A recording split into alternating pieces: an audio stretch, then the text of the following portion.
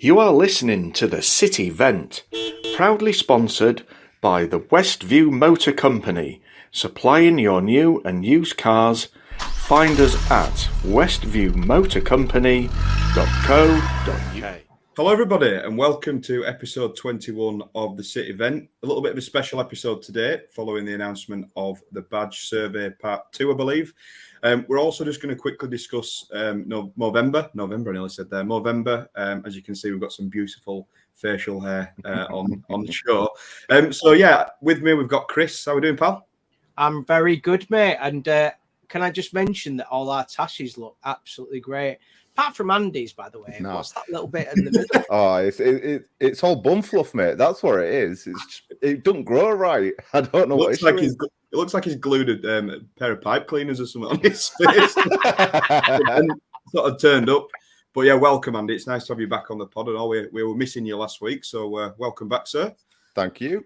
Just like to point out your lovely background as well today, guys. We had a bit of feedback, didn't we, about you having the what do you call that that's behind you, like a backdrop or something? It's a green screen. There you go. That's as technical as I get. And this time it's pure home vibes, isn't it? Yeah, but can I just mention that eventually behind mine, when Deck actually sorts it out, I will have up the effing chickens, the Lewis flag behind me. However, at the moment, it's very bare. My room's very boring, so until then, we'll see. It's quite tidy though, Chris. I don't think it's usually like that, is it? There's usually socks. Never tidy. I basically just shoved everything else to the other side of the room, so that's why it's tidy. I do prefer it though. It just adds a little bit of personality to you both. I don't know. I mean, I'm limited. I am, because the missus won't let me put anything up in here. It's a dining room. I get a fridge, freezer, and an ironing board for you all. I think you should have stopped that sentence at "I'm limited" and would have been like, yeah, fair enough. Anyway, let's continue the conversation. So we're going to speak about, like I say, not the elephant in the room because we've already spoke about it, but Movember. So as you can see, we've got these tashes. So this is going to run from the 1st of November to the end, and we're going to grow our tashes and all sorts of weird and wonderful facial hair. Now, getting involved, we've got some players. So Harry Lewis has kindly got involved, and I believe it's in the WhatsApp group that the players have got, and they're all going to get involved. Harry Chapman as well, and Jamie Walker, and hopefully some staff members. Now, I don't know if Ryan Sparks might be partaking. Hopefully he listens to this and he might end up with a tash in the director's box, but we'll have to see. We've also got some of the Radio Leeds guys get involved. Louis, I'm laughing already because do you know what? I'm just going to have to put in there because Louis, bless him, he sent me a picture earlier on. He's not going to be able to grow anything at all, but bless him, he's getting involved with the movement. He's also already donated as well, which we massively appreciate. And obviously Harry Lewis as well has already given us £100, which is great. But for us, it's not just about a fad. It's for it's for Movember. It's for supporting people with cancer, obviously testicular cancer. I don't know if many people know, but I personally had a battle with cancer this year. Luckily, I beat it. So for me, I'm going to keep this. Even though we're supposed to all shave it off straight away, I'm keeping this, and I want twirls and everything by the end of the month. So, sorry, that's my little tidbit. I've gone on a rant, so I'll shut up. It's fine. We're going from one emotion to another because obviously it's very fantastic that you beat cancer. But looking at Chris today, there's a bit of an air of a character out of a Chitty Chitty Bang Bang film about him. Benny Hill, if anybody remembers, the toy maker. If Andy would like to share that with us now, if you've got it to hand, Andy. I would, but I don't. I can't. I can't, boys. Well, I tried. It's Ted Lasso. That's why I've got my. This is why I've got my sports. You're not Ted Lasso. You definitely. You are Benny Hill. You are Benny Hill. So if anybody wants to Google that, it's absolutely spitting image. It's unbelievable. There we go. Anyway, we'll move on from that. But if you would like to donate to the cause, we'll put some links out there, and we'll just watch our progress as we go along, and hopefully we'll see the players on the pitch with mustaches, because can't wait to see that. So we've also got a special guest joining us today, who I'll let Chris introduce. Yeah, so Luke Flacks, who is the Director of Brand Market and Media. Luke's had a massive part to do with the new ideas for the new crest, the new badge. But yeah, so, luckily we've managed to get him on and we massively appreciate it. So, Luke, thank you very much for coming on, mate. Hi, fellas. No problem. There's some wonderfully constructed mustaches in this room, of which one isn't mine. But yeah, fair play to you all. It seems to be coming along really well. Well done, mate. You put that across really well. It was an agreement for Luke to say that before. We paid him 10 quid. So Bravo, I won't be doing it myself, but I'll definitely donate to the cause. There's some impressive tashes there. So yeah, fair play to you, lads. Very kind, mate. It's a warm welcome as well to come on the podcast. So thank you for joining us. Obviously, there's lots that we want to speak to you about, mate. But I think it's probably worth getting a bit of background from you as to the whys. So I know that there's the big pack that's out there, but as a football club, when did this decision come about to want to change the badge and why? Yes, I think so. Just to build a bit of further background with kind of like my role at the club. So I've been in my position now for about a year, but before that, I have my own business as well with plenty of clients, of which one was Bradford City. So I've been working with the club for about just over 4 years now, and about 2 years to 18 months ago, the club kind of approached me and said, "Look, we're thinking about potentially ahead of our 120th anniversary. We're looking at potentially changing elements of our brand and looking at how we can better develop elements of the Bradford City brand to be a bit more versatile, a bit more adaptable, and to kind of strengthen the representation of the football club going forward." So with that in mind, obviously started working on that. So it's probably been about 18 months worth of my life, this project. But naturally, it's been a very, very important project since I've been working at the club for the past 12 months rather. So that's kind of how it came about, really. I think the reason why now was in line with the club's 120th anniversary. It seemed like a good opportunity as ever. And I think there's a lot of opportunities to kind of, with the way that obviously things are developing on the pitch, the appointment of Mark and Glyn and the things that they're doing on the pitch, it seems a good time as any to kind of look at our identity and try and evolve off the pitch as well. So those are kind of a few reasons as to why the club decided it was the right opportunity to do so. It's also worth mentioning as well, when I started working with the club 4 years ago, Ryan, now CEO, who was the head of comms at the time, he said to me, "Oh, you need to put some, if you won't mind, as your first job, can we put some brand guidelines together?" And I was like, "What? The club's not got any brand guidelines?" And he was like, "No, not at all." So I was like, "Well, it's a football club, an organisation that's over 100 years old, and works with other clubs, works with promotion, marketing, advertising." And they've got no kind of guidelines around what their brand is, what they want to represent, what they want to look like, how they protect their image. And I found that really strange. Luke, can I ask you? Sorry, Luke. Can I just put in? Can I ask you what you sure. mean by that? What does that entail? So, what does that mean?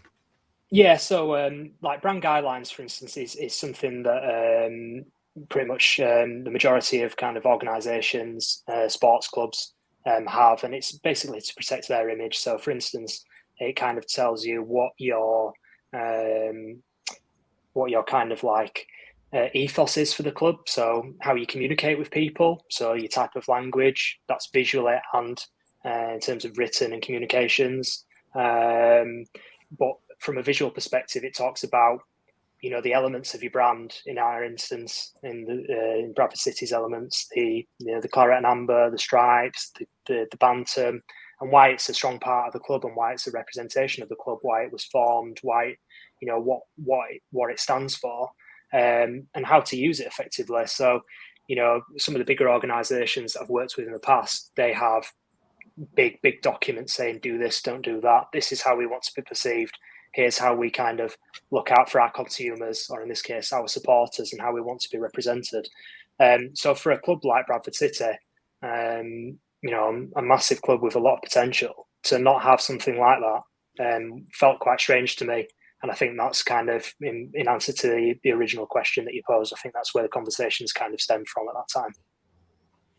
Okay, and I guess that it feels like you guys believe there's a necessity to change it, and I get the 128th thing. That's something that's come about, obviously, but obviously to some people, we're a club in League Two. Has money been spent on this project? And if so, I don't know if you can disclose that. I don't know if that'll be disclosed in the future. But is it money well spent when we could be spending it other places in the club? Is it going to add that much of an effect to us, or is it just an image thing completely? Yeah, I mean, I think it's fair to say, like, you know, these types of things are so subjective. You know, design, creativity, or even change in general, really is so subjective. And I think you'll never make 100% of supporters, 100% of consumers, whatever it is, 100% happy. You know, there's always going to be a difference of opinion. There's always going to be a why now, why are we looking to do this project? And I think we all totally appreciate that.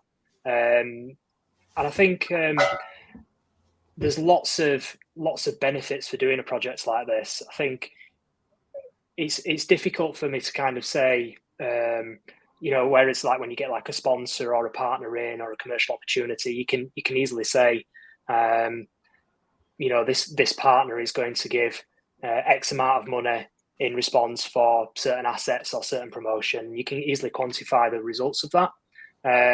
Whereas this is a little bit more subjective and a little bit more kind of opportunistic, I suppose. But with that in mind, don't feel that there isn't an opportunity to kind of develop and grow this football club's brand offering. You look at people that have done this in the past, especially in the sports industry. I think Formula One's a really good example. I know it's a totally different kind of proposition, and I'll kind of approach your point in a minute about being a League Two football club. But their brief was to, when they kind of changed their logo about, I think it was 2017-ish, their brief was to change Formula One from a classic sport to like a forward-thinking entertainment business that works across all different media. And with that, with their rebrand, their average age in their reviewer has dropped. They're targeting a more younger audience. They're now perceived as an energetic, entertaining sports business, and they've increased their audiences by 29%. Most notably, the one that we all kind of take viewing of is the fact that Drive to Survive has become so world renowned. The impact that has had on the business, and that's all stemmed from something as simple as changing your brand or evolving your brand to something different. Now, I'm not saying that that's going to happen at Bradford City, but I'm also saying, why couldn't that happen at Bradford City? So I understand the idea of, we're a League Two football club, we're in the fourth tier of English football. Totally understand that. But, if you kind of keep that mentality, then you're always going to be in the fourth tier of English football, aren't you? In the same way that we want to kind of progress and be progressive and competitive on the pitch, we're also looking to progress, grow and evolve and, unlock the commercial effectiveness and the marketability of this football club. And I feel that, and the senior management at the club and a lot of staff behind the scenes feel that this is a good opportunity to do so. So it's a difficult one because naturally, and we've tried to, at every point of this project, to make sure that the supporters are engaged. We've given every opportunity. I mean, we've done 3 surveys. We've done multiple listening sessions, multiple workshops and engagement to try and make sure that the design proposals are directly led the development of this project, and the final proposals you see today are directly influenced by what we've been fed back. So we're trying to make sure that the most important people at this club, the supporters, are leading it, and I believe we have done that. Luke, I think you've got a very fair point there, and obviously there are a lot of City fans who are upset about the fact that we're changing the badge from what we've had for the last 30 years. Mm-hmm. Can you tell us a little bit about that badge and where it originated and maybe even why it hasn't been changed before?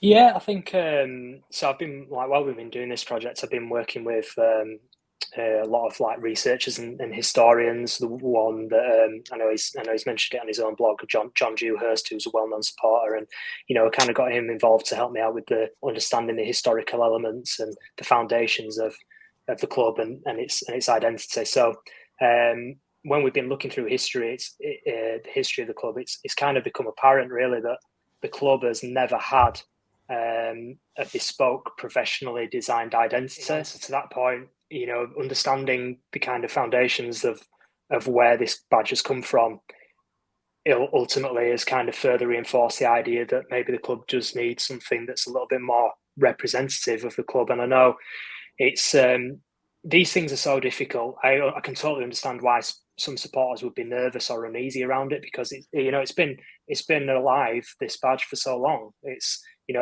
been the badge of this football club for more or less my whole entire lifetime. I'm 32 now. It's been around for 30 years. So apart from 2 years of my life, it's been in existence. And I think I can understand why some people wouldn't want that to change, because it's all they've ever known. But in that same instance, we have to look at other areas of the club. If we didn't kind of evolve and change, even an example of personnel on the pitch, you wouldn't have a 50, 60-year-old person playing on the pitch. You have to kind of evolve and change with the times. And it's kind of the same off the pitch as well. You kind of need to evolve your identity as things move on. And some other football clubs have had their badge for the same amount of time, but I think it's fair to say that they've maybe stood the test of time a little bit better because of the way they've been drawn and the way they've been developed. But with the rise of digital media, the internet, social media especially, there's kind of certain elements of our badge that will really become a real challenge for us to kind of work with. And therefore we felt that it was a good opportunity to kind of take the elements and maybe redefine the badge and our brand so that it's more usable in the current era. So, I mean, again, I just kind of want to reiterate that we're not really looking to fundamentally change. I think the club said right at the start that, we'll always be the Bantams, we'll always be Bradford City, we'll always be Claret and Amber. This isn't a rebrand, it's a brand refresh. We just want to use the elements of what we got and what we have to build what we hope is a stronger representation of the football club. It's not ego driven. It's not changing ownership led. We just firmly believe that the benefits and the potential will be unlocked by doing a change such as this. So just moving on to like the designs that we've seen so far, a lot of the feedback that I've seen on social media has been it's the very simplistic, and you've seen that a lot now, especially with other sports organizations when they're rebranding as such or reimagining what their crest is to look like. Is that market research driven to go into a more simplistic way, or is that something that you think will appeal to a new generation of sports enthusiasts, or is it something purely based on it's actually easier to print on shirts or on merchandise or digitally? Yeah, I mean, I think there's elements of all of that, really. I think you made a good point about design and kind of trends of the design trend at the moment is things are going to this more simplistic, this kind of more simplistic style and design. And I think that's something that we were led by with the initial proposal. I think, I can sit here and say that whilst our intentions were right and we kind of wanted to kind of go down that route, the feeling and the kind of feedback via the survey was that we've probably gone too far and probably gone too simplistic, and maybe this football club and the supporters aren't really ready for that extremely simplistic look yet, and that's totally understandable. And I think so to your point, it was important that we kind of gathered that feedback from the supporters via the survey in a constructive way, because I think you mentioned like social media there, and social media is such a difficult place to navigate, and it's kind of hard to distinguish what's reactionary, what the trend or the majority of feelings is, and what's just, I don't know, just general noise. Really, it's really hard, and that's kind of why we added that extra survey to make sure that the feedback was channeled through the right way and we could work upon it. So in answer to like the simplistic the kind of design, it is the way that the industry is going. It is the way that design in general is going. I started my career out as a graphic designer 15 years ago, so I still follow, trends, industry knowledge, that type of thing. I still have a big kind of interest in branding and how things are evolving and growing. But also, to your point about printing and techniques and things like that, since the current badge has been in the club, print techniques have massively evolved. Embroidery, things like that.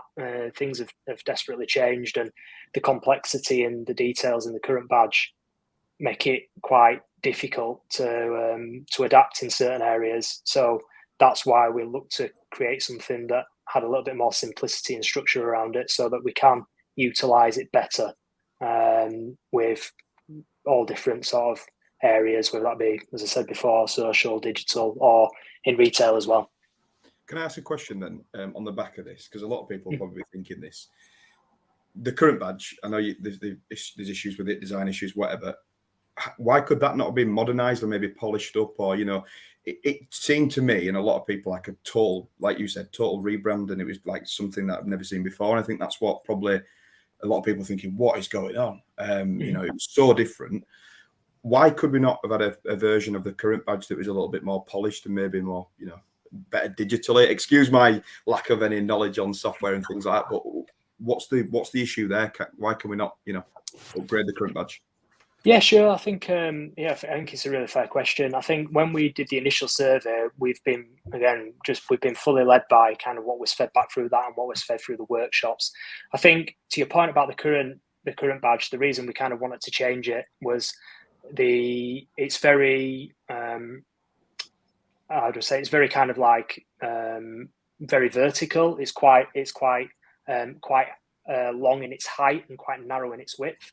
So to go back to kind of like the world we're living in at the moment, which is very digitally orientated, we have this thing that we refer to as the 1:1 ratio. So for instance, social media, your likes of Instagram, where you've got a square, Twitter, your profile picture is a circle.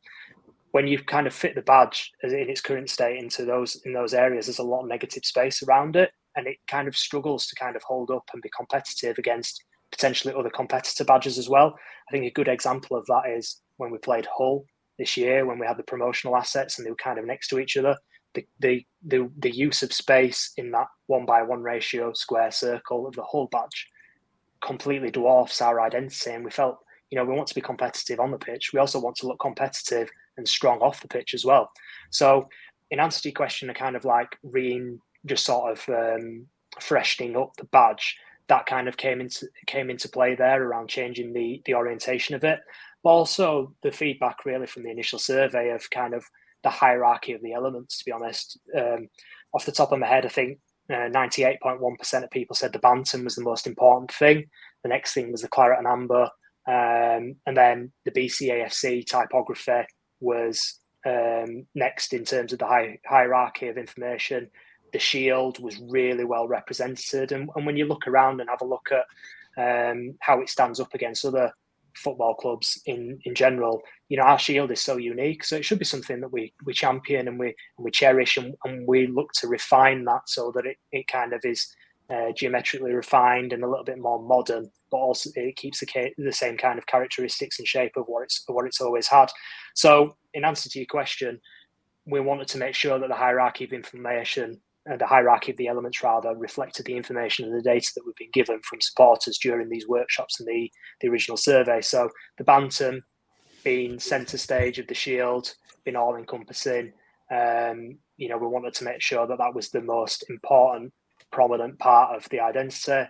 The claret and amber, so even from the first proposal to the two proposals that you've seen now, claret and amber is fully all over the design. The shield is housing everything, which kind of brings it back into that aforementioned 1:1 ratio that I spoke about previously.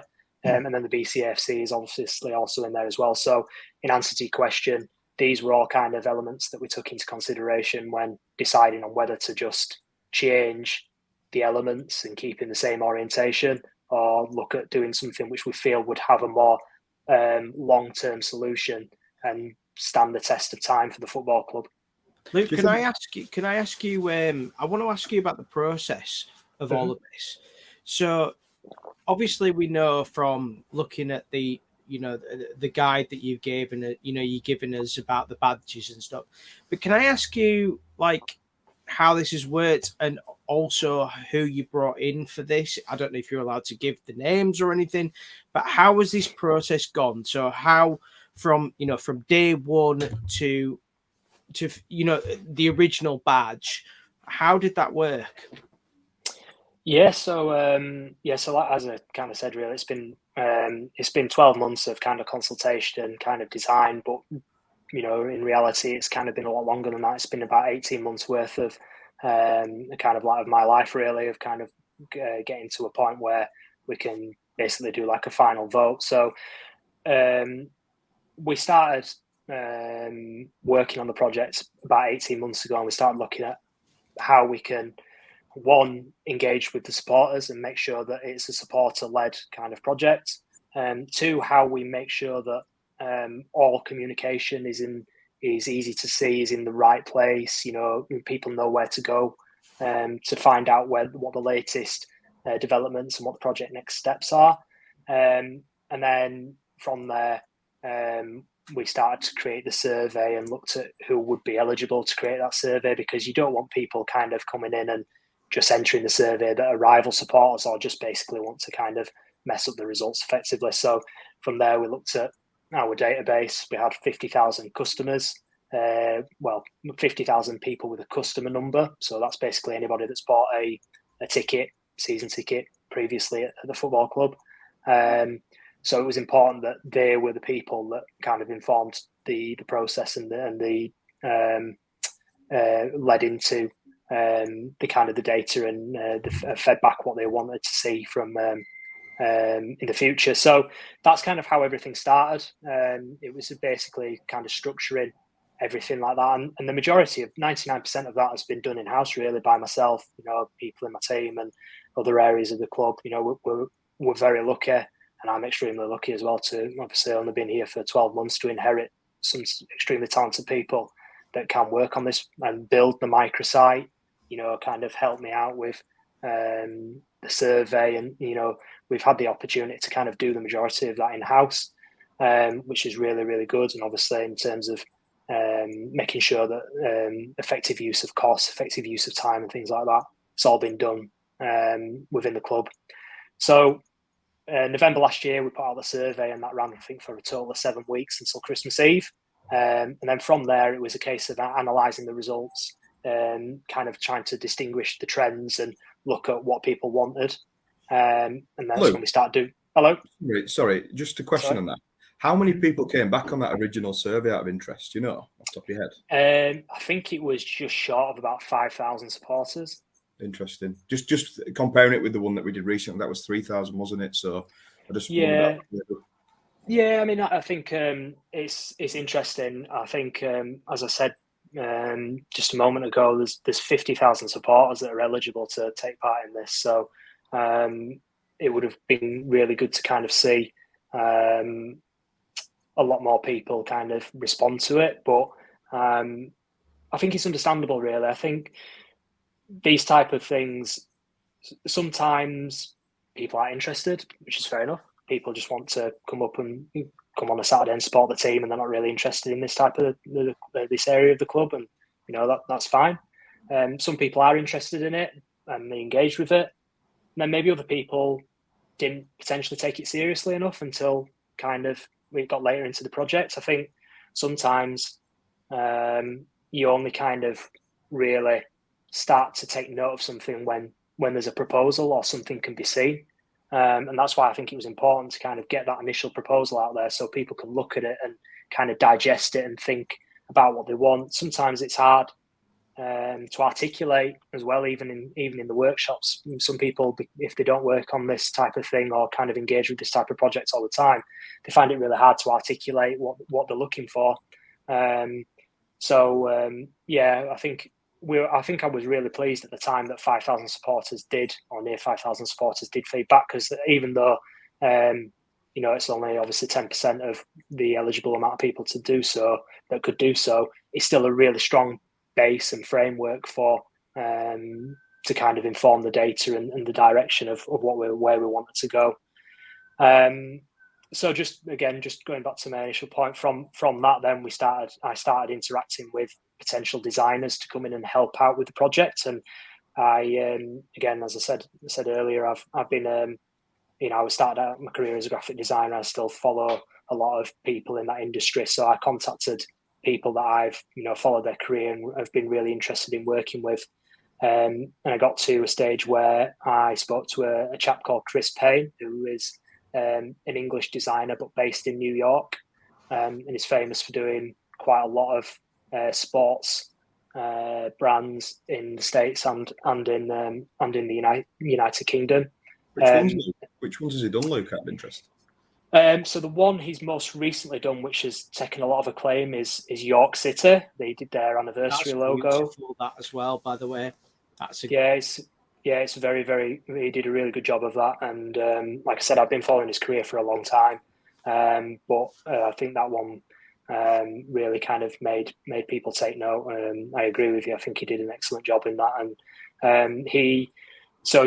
when I kind of spoke to him, I just instantly knew that he was the right person for this job. His enthusiasm, his knowledge of the football club already before he met with me. Somebody that he wasn't a Bradford City supporter, he's now based in America. He'd clearly done his research, and he was the right person for the job, and he's been exceptional throughout all of this. And I'm really glad that we decided to go with him, because it's difficult to reimagine a football club brand. It's even more difficult to then reimagine it again twice.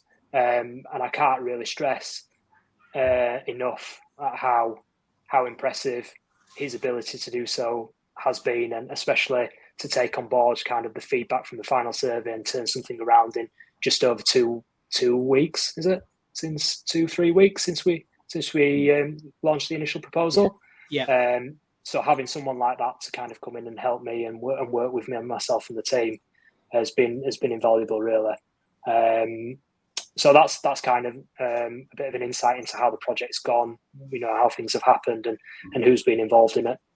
I guess we'll talk about the issues you face in a second, but I think what I would say, especially on a personal point of view for me, you've got a lot of City fans who probably don't actually know what they want. So when you first did the survey, I voted to bring the ball back. I know somebody on this podcast did as well.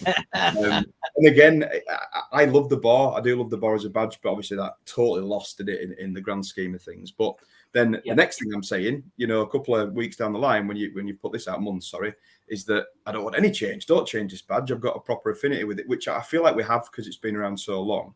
So I've jumped from wanting the bar to saying, don't change my badge. So that's me being totally honest. I think there's a lot of people like that.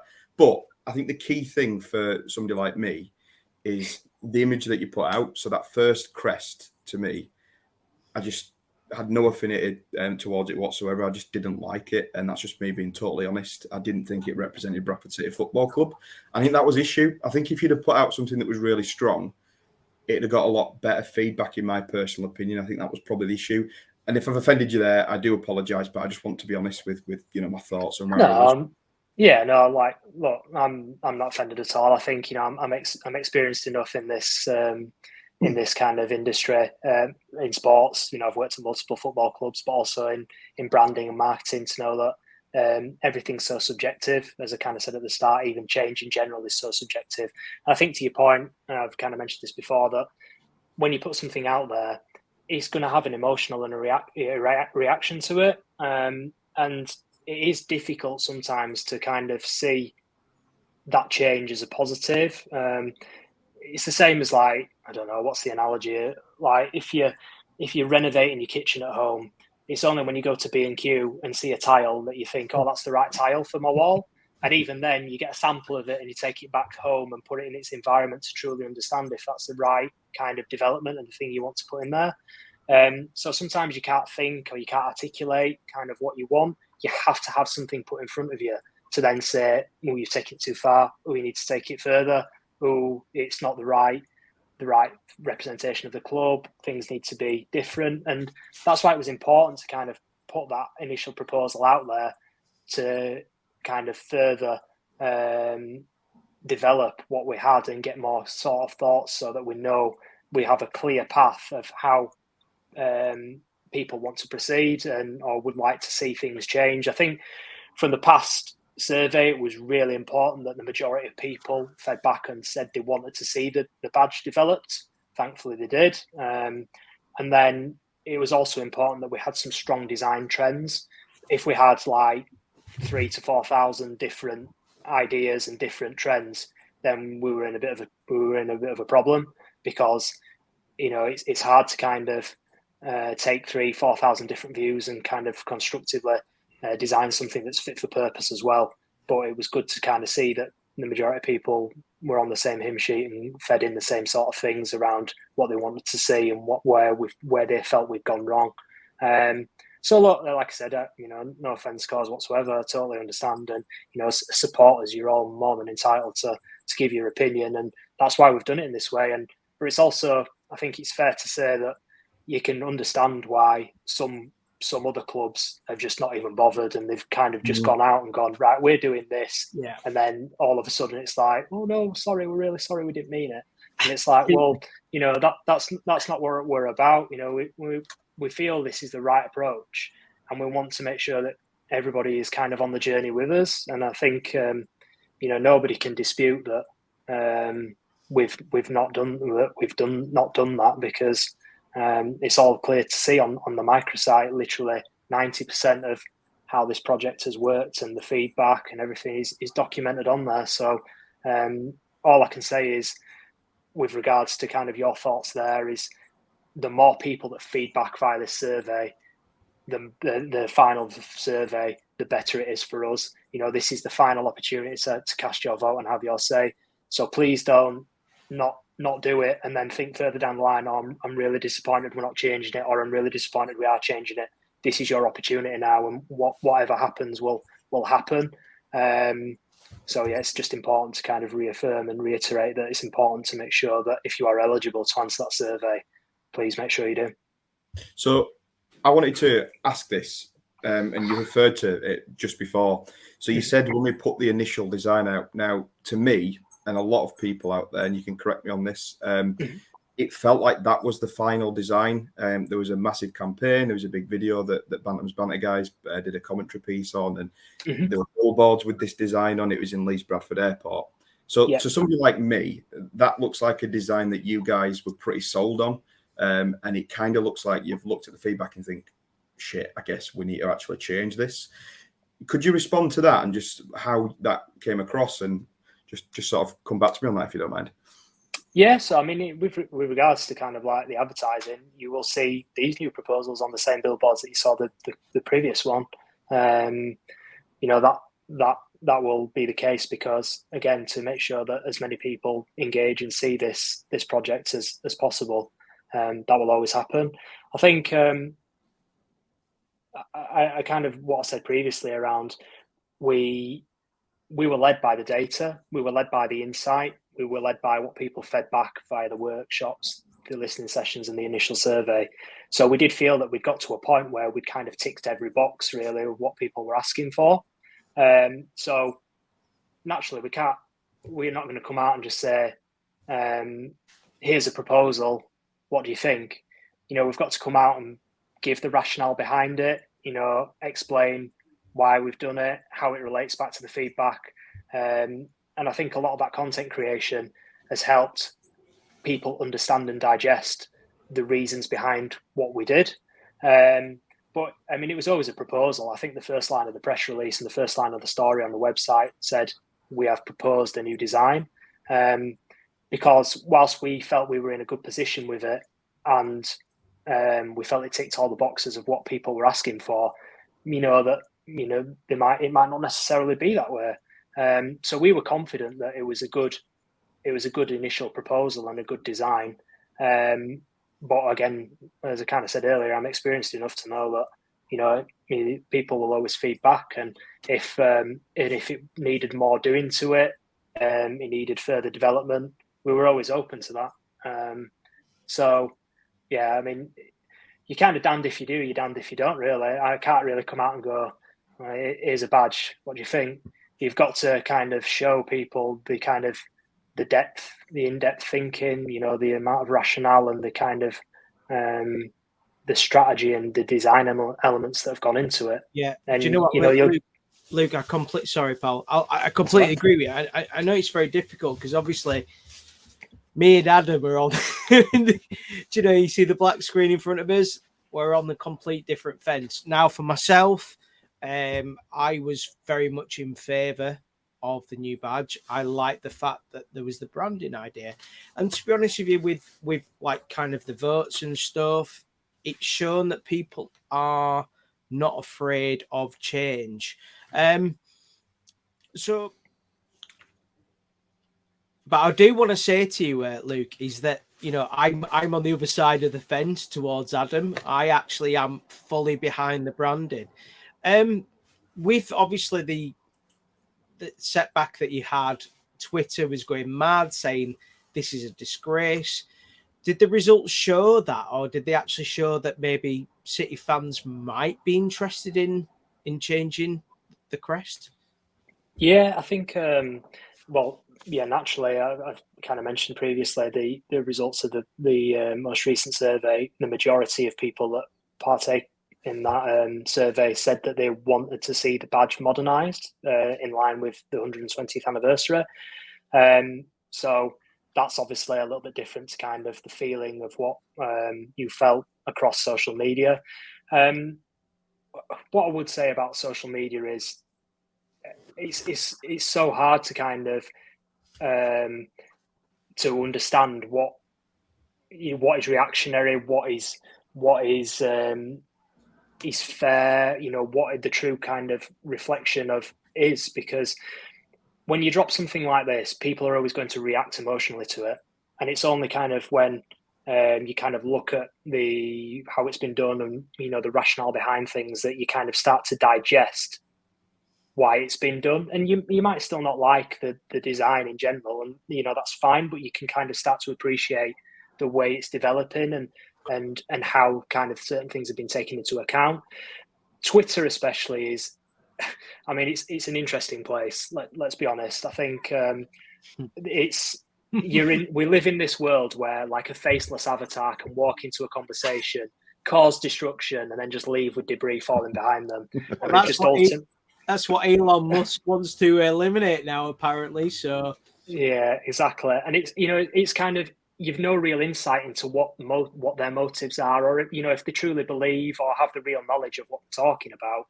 You know, it's like, you know, sometimes it's really difficult to understand. These people that have been kind of saying what they say, you don't even know if they're actual Bradford City supporters or if they're just kind of fueling the fire, like rival supporters, like they do when you know, when somebody scores a goal against us. It's kind of, you don't know what the true reflection is. But in the same vein, everybody's totally entitled to have their opinion. If you are a Bradford City supporter, you are more than entitled to have your opinion on whether that design is, you feel that design is right for the club or not. But one thing I would say is those that shout loudest on social are not the majority. You know, we've seen that time and time again, especially with this project. I think, you know, you referred to the bar. You know, I don't really kind of delve into the world of social media as much as other people do, but obviously we have a media team to kind of take knowledge of that. And I remember when we did the initial survey, somebody in the media team saying to me, there's a lot of noise about the ball and how it should be brought back. Well, in the first survey, I think it was 0.8% of people even mentioned the ball out of 5,000 people. Exactly. So it's You're on your own, Adam. So it's like, do you know what? It just shows. It's the only time that me and Adam have agreed on anything. Literally, is that we like the ball, but we've gone for that. But what I want to ask you, Luke, and I've seen this a little bit again on social media, and it's a very quick question, and then we'll move on. But there has been, obviously, from Bradford City fans going, well, they're obviously going to vote for the badge.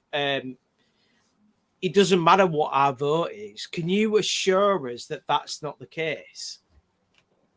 I mean, I can only assure you as much as by saying it's not the case. I think I don't understand like why I would put myself and my team in a position of kind of producing all of these surveys, all of this information, and kind of articulating it and constructively putting it in a dedicated website if we weren't going to bother with what was fed back. I think the only thing I can say in response to that is if we weren't going to bother, then we wouldn't have changed the initial design proposal, would we? I feel like we would have just said, oh yeah, everybody loves it, let's go ahead with it. So I think there's been a lot of things that have kind of been sort of said about this project, and I think one of them is that, oh, we're just going to go ahead and do what we want and kind of tamper with the results anyway. I can assure you that's not the case. From my perspective, we have an insight team, our CRM and data team who kind of run the programs, and everything's kind of cohesively put into information that we can work with. I don't see the data as it's going along. I just get it at the end. So what I'm given is then kind of is articulated and kind of creatively put into the next phase of the project. So, and again, to the point of you kind of damned if you do, you're damned if you don't. I put out an 80-page document with the rationale behind what we have done for the initial proposal, why we've done it, and how it kind of leads back to the survey. And I got people saying to me that, oh well, it's too in depth and it takes too much time to read. And then on the end of the next survey, I put out trends and short, concise information. Around 90% of people said this. Here's what people fed back. And I was told that we weren't being open and transparent enough because we'd not put enough detail into it. And I'm like, well, where can I win? Like, I'm doing my best to kind of make sure that everything is cohesive and we're being as open and transparent as possible, but also so that it's still engaging and people can kind of interact with it and can truly understand kind of the things that we're talking about. The terminology isn't, industry terminology. It's easy to kind of understand and digest. So just in answer to your point, I can understand probably why some people would say that, but it's totally not the case. And again, that's why I can only reiterate, please make sure you vote, because don't be then worried or kind of disappointed if the vote doesn't go your way, if you've not interacted with that vote. Do you know what? You're absolutely spot on there, and it's right, and it's about the vote. Andy, are you ready? We're ready. Let's have a look. So what we're going to do is we've got the two new badges. We're not going to show the original badge because we all know what that looks like. Just want you to talk us a bit through exactly what makes up for it, because there are people like Adam that don't like reading. And well, I'll just jump in here. I'll just say that the way that I see it is it's a 90-page document. Please don't take this the wrong way. Can I just mention? I'm going to mention it. Let me finish. I said to Adam, Chris, you need to follow. Chris, let me finish, please. Right. You can have your say in a second. Hold on, pause. Let's do the pause bit. No, this is good. Don't pause. Okay. I see it, Luke, as a document that I don't know how many people are going to read it and why you need to know all that information. I get some people would want to. I know what you're saying, but it's a badge. It's a badge of a football club, and it's the imagery that should, override everything. It should be a strong image, and I feel like a lot of people probably thought that it's a document. A massive document about a chicken shop logo. That's the way that I looked at it. And if that offends again, I apologize. But that it's so simplistic, and I think that's probably what upset a lot of people. However, bless him, Adam. So someone put on one of our WhatsApp groups, and they said that's a better badge than anyone's done. And I told him already that he needed to actually read everything through, and went, "We'll go on that in a minute." That's part of it. Anyway. We'll move on. Right. Yeah. Okay. Yeah, we're running out of time. So just a quick run through. So here we've got badge A, we'll call it. So what's your thoughts behind it then? Like, what are the main key aspects of what you've taken from the 2 surveys and implemented here? So the kind of design trend from the feedback was the incorporation of stripes people felt was important. The slight adaptation of the typography, which I'll come on to in a second, and kind of the additional elements, different colours in the shield.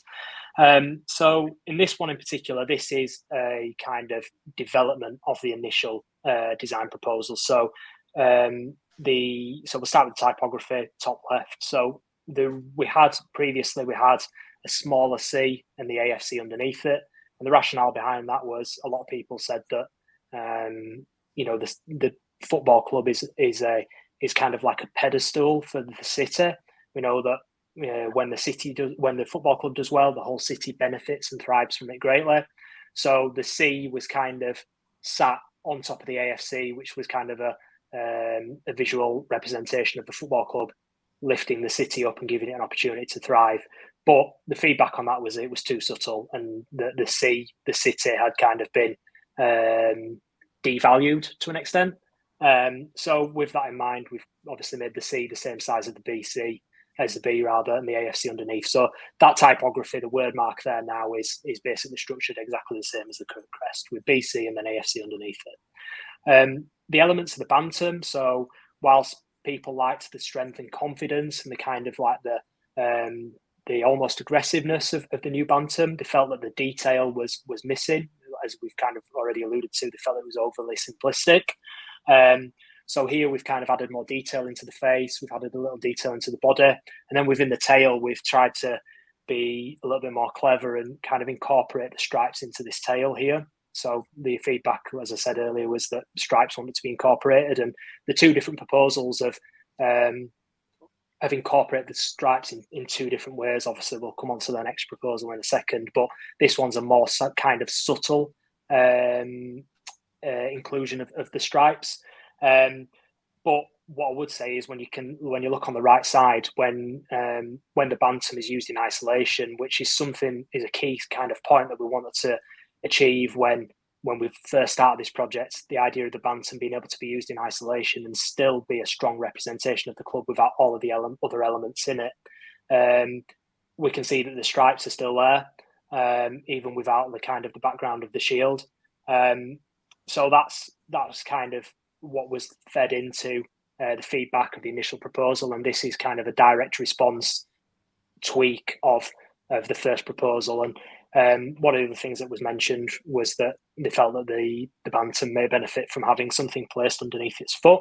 Again, between the 2 proposals that we're going to talk through now, there's 2 very different ideas, and on this one we kind of added the founding year of 1903 underneath it. Again, just another nod to the heritage and the rich history of the club. So that's kind of the design in a nutshell there. A lot of the kind of elements and the characteristics of what we'd previously proposed are still there. It's just kind of been adapted slightly to in response to what was fed back.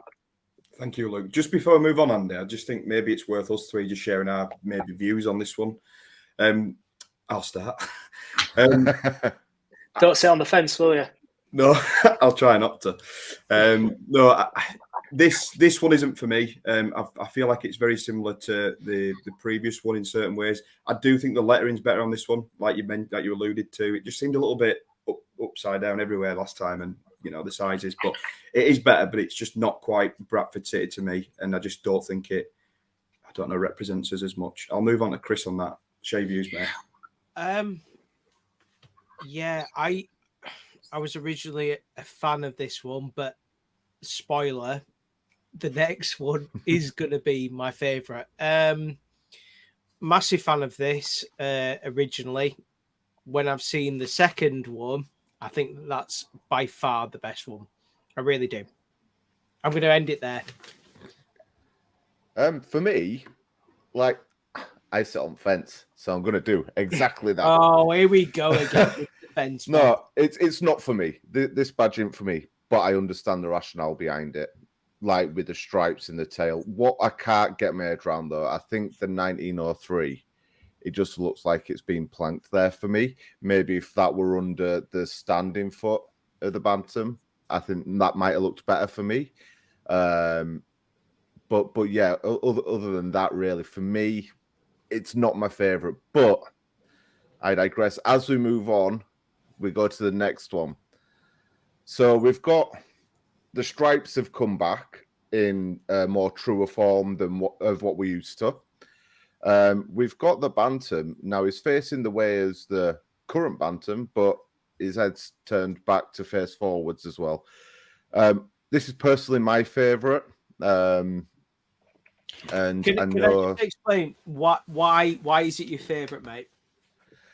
For me, it is the stripes help for me. Out of the three designs, obviously we've got the original.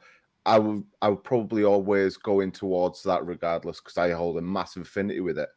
But out of the sort of like the two new designs, this for me, I don't know. It's seeing that Bantam with his ball. I don't know, and I prefer like the typeface being quite tight together. It feels more what I'm used to. It's more of what I perceive as Bradford City. Adam, what do you think, mate? Too much going on in this for me. There's like you said, you've got your white, you've got your black as well. You've got the stripes in there. A lot of people have been saying we need the stripes back, so you've put them in. You've kind of got the elements that people are asking for, but it just seems too busy when I look at that. And again, it feels like something that you might see on a Pro Evolution Soccer or Football Manager when you create your own team. When I look at that particular badge, Chris, yourself. I think that the most important thing of this is the Bantam. I think the Bantam is beautiful. Andy, can you put the third picture on? I can, but before I do, I just want to get a bit of design aspect around this Bantam that you've created here, Luke. So is it very much the same as what we had in the previous one? Yeah, so again, I think we've taken the same elements of the feedback and kind of tried to look at a further reimagining of the identity. So when we look at the Bantam, there is obviously a radical kind of change in its design, with the fact that there's a lot more detail in the body, in the feet, and obviously we've tried to incorporate the stripes into the tail again. You don't necessarily get that when it's kind of sat on stripes, but if it was sat on a block colour, you would still see that inclusion of the stripes in there. The kind of the changing of the body, again, going back to initial conversations and initial feedback, right at the very start of the process and within the listening sessions, a lot of people felt that the Bantam on the current identity was facing backwards, like it was focusing more on the past than it is on the future. So that kind of change in direction that we had in the initial design proposal and the first proposal that we've seen on in here tonight is facing the other direction. So this was an opportunity to try and cleverly have the Bantam facing the same way it's always done, kind of as a nod to the past, but kind of using that as an inspiration to look forward and look to the future, which is why the body shape is the same way, but it's kind of it's looking forward to the future. We also had feedback again around how the Bantam might benefit from having something placed under its foot. So to make it feel a little bit more sport orientated, we've had the addition of a ball here. And because of the shape of the body, you kind of feel here like it's protecting the ball. It's kind of being fiercely competitive and keeping it away from its opponent. So that kind of gives an idea into behind the thinking of the formation and the shape of the bird. And with that as well, we've changed the typography to a more horizontal, more natural kind of look, which also gives the Bantam kind of like a perch to stand upon as well, so it's not just kind of floating in the middle of the badge. And then the addition of the 1903 underneath that as well to add the kind of heritage feel into that as well. Kind of to your point, Andy, there's no subtlety with the addition of the stripes in this. We have taken the 5 stripes from the current identity and had added them into the shield and added the black and white stroke around it, which again was fed back from the previous results, that people felt that the addition of a black shield and potentially a white colour would further accentuate the new design and feel a little bit more Bradford City. So that's in a nutshell kind of the thinking behind the design here. I just want to jump in here because when I've been sort of looking at these badges, what you've been putting out, I've been quite negative about it, and I'm not one for change. So when I look at this design, as I just mentioned, I've been quite negative, and I'm not a big fan of it. But if Andy moves on to the secondary image that's included with this particular design, I absolutely love this. Wow. The only problem with it, because obviously you're going to get a problem when you come and show me things, is the ball. So in isolation, if you put this out as our badge, I'm all for it. I think that is so strong as an image, and I think you could nod to Tottenham with this and Liverpool the way that they've simplified it. But that is so strong, and I don't think it needs the shield and anything else. I know that you mentioned that all fans want the shield, but I think if that was seen in isolation, I think everybody would absolutely love it. I don't know. I think we all agree on it, don't we, guys? And I think that's the key thing for me here, that we've not agreed on anything in regards to the badges. Do you know what? I think it's really important as well, because obviously we have been quite passionate and we've had very, very different views, and we have had many a conversation about it where we've got very heated in a certain, in a certain way, to be honest with you. But when we saw this, all 4 of us, including Deck, went, this is it. This is it. And for me, where I've always been positive about changing the brand and everything, and you guys have had your different opinions. Obviously, Andy was on the fence, as he usually is. But the fact that all 4 of us went, this is it, that to me spoke volumes. So, Luke, tell us about this, man, because I tell you what, we absolutely love this. Yeah, I mean, I think it's kind of going back to one of the key things that I said right at the start of this project was we need something where the elements of the identity can be used in isolation and still be representative and instantly recognisable as Bradford City. And I think an example of this is this secondary identity here. You can take elements away from it and it still does feel Bradford City. I think if you look, again, this kind of refers nicely back to one of the previous points you made about simplicity and how things are evolving. If you look at some of the things that are happening at the moment in the world of sports, I think it's Arsenal's away kit at the moment, which is like black with like a gold metallic feel to it, and they just use the cannon on the left side. That is I think it's their record-selling kit, their best-selling kit in their history, and only a few months into the season, you can't get an adult shirt anywhere in the country. And that's just an example of how you don't necessarily have to see everything in an identity. You can use all the different elements in different ways. It's not important to just have everything thrown into your logo that represents a football club, because you can use them in isolation and it can still feel Bradford City. And I think this is a good example of how, and again, it refers back to the point of why we're bothering with this. You can instantly see how this bantam can be used, and the other bantam as well in the first option. You can instantly see how they can be used in different areas of the business. You can see how they can be used in retail. You can see how they can be used in potentially attracting a younger audience.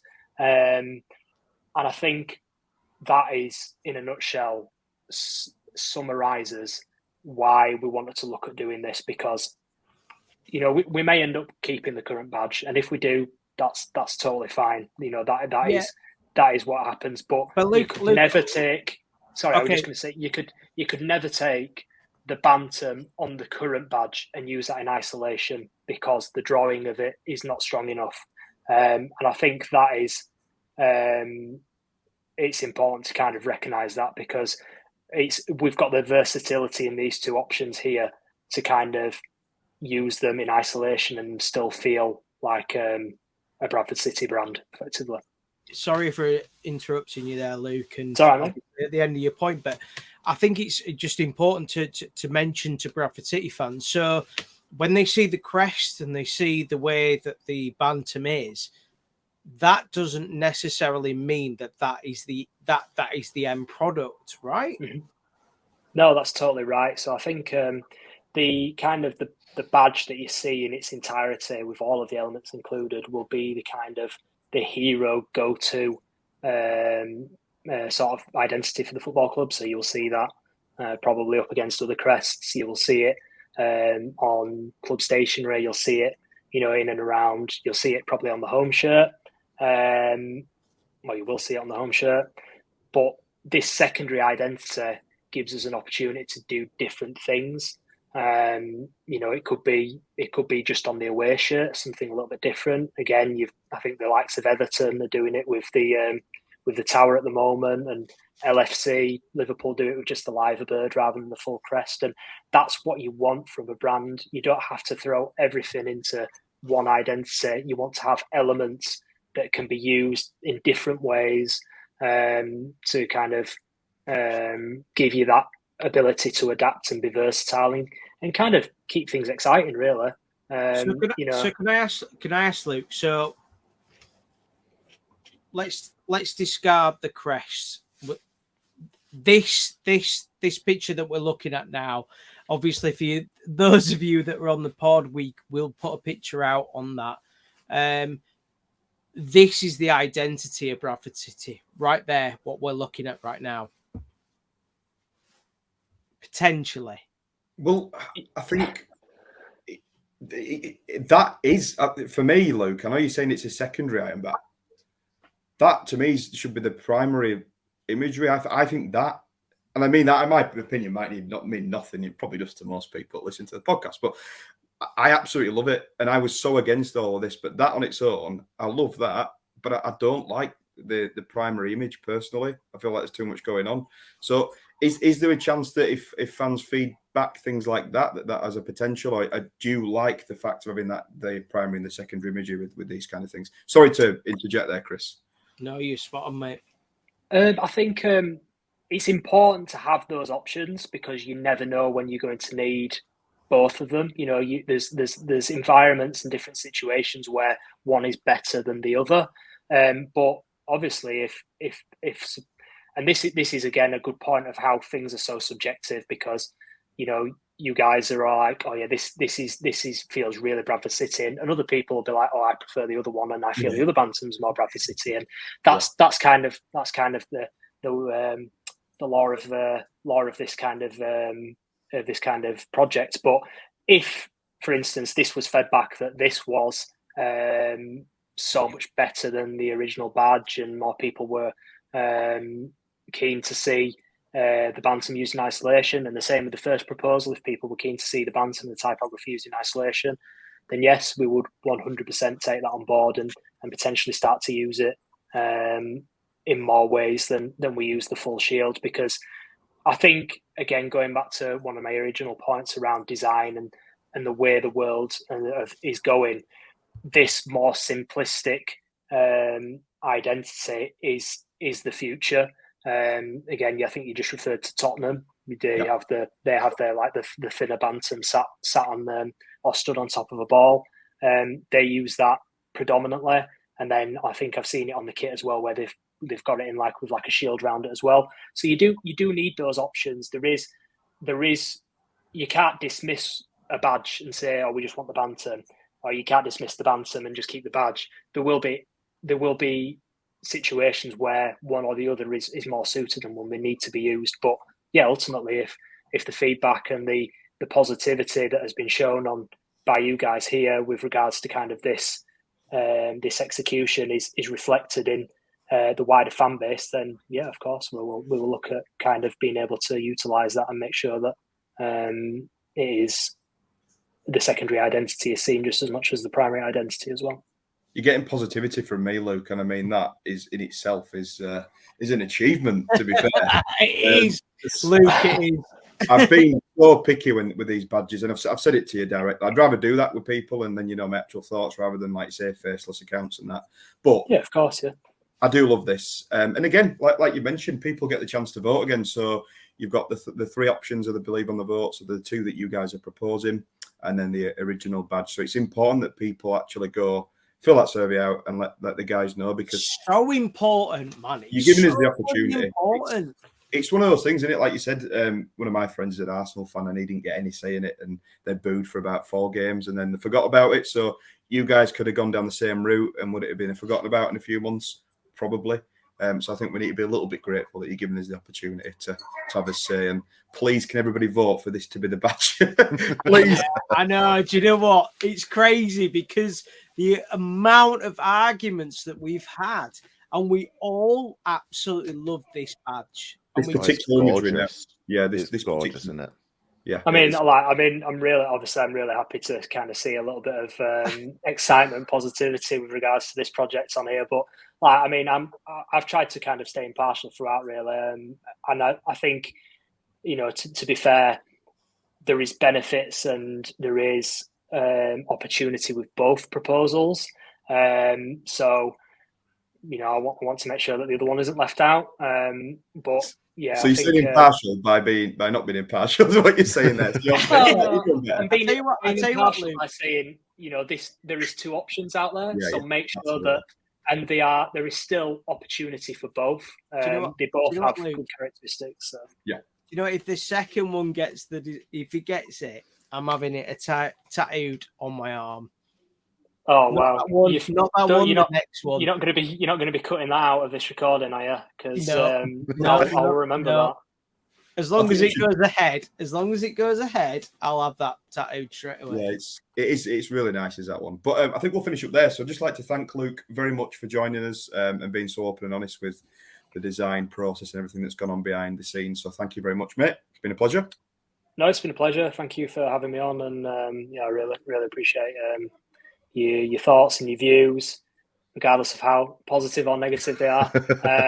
So no, I appreciate the time, and thank you to everybody that's engaged with the project so far. As I said, it's important that everybody does have their final say, because it's the future of your football club. So I appreciate everybody else done so far, and appreciate everybody engaging with the current survey as well. So can I just say before you go, Luke, you're from Bradford as well, aren't you? I am. Yes, I am. Because there was an important point that a lot of people said that you weren't from Bradford. I just wanted to make that clear that people know that you're from Bradford. So there you go. Yeah. So in being open and honest, I've worked for a lot of football clubs, and when I was originally asked to be a part of the staff at the football club, I said no, because I said I'd never work in football again. And genuinely, this isn't a PR answer. This is a genuine truth. I gave up that because it's Bradford City. I'm from Bradford. I went to school in Bradford. I went to St Bede's. My nana lives in the shadow of the stadium. My uncle and my cousin are season ticket holders. This is don't make the mistake of thinking that this isn't important to me. It truly is. I want to make sure that this is a true representation of this football club, and I know how much it means to the supporters because my family are supporters. So yeah, I've seen those things circulating as well, but I can assure you, I grew up near Peel Park, and I am originally from Bradford. There you go, Twitter twatters. It's been deleted. Your myth is deleted. Thank you very much for that. The only thing that's maybe missing from the badge is maybe up the fucking chickens with a hashtag underneath it. But maybe we haven't said that. Third image. Anyway, maybe we need to finish this tonight. Anyway, so it's been a pleasure. To you, boss. Thank you very much. We've been a City event, and over and out. Up the fucking chickens. Up the fucking chickens. Up the fucking chickens. Go on, Luke. I'm not saying that. Right.